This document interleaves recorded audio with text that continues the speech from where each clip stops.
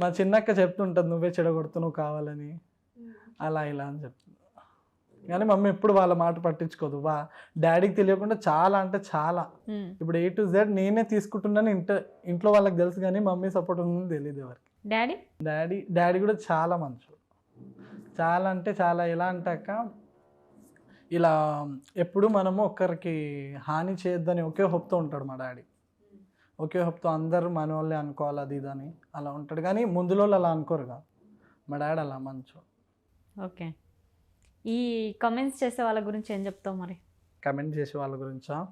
నా మీద కంటే మీ మీద కొంచెం ఎక్కువ కాన్సన్ట్రేషన్ పడితే మీరు బాగుపడతారు. నేను ఎలాగో పడినా పడకుండా నేను కష్టపడతాను. మీరు నా మీద పడి ఏడిస్తే మీకు ఏం రాదు.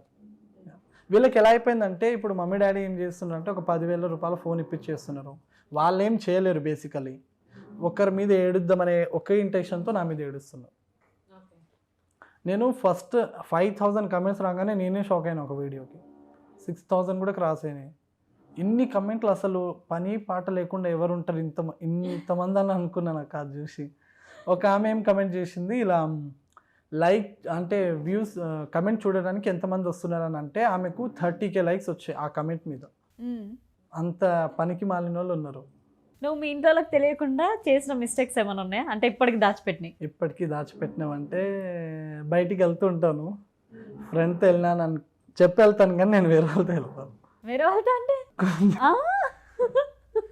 మన వాళ్ళతో వెళ్తాను అక్కడ. ఓకే. నిన్న నైటే వెళ్ళొచ్చాను, తెలీదు ఫ్రెండ్తో వెళ్ళానని తెలుసు.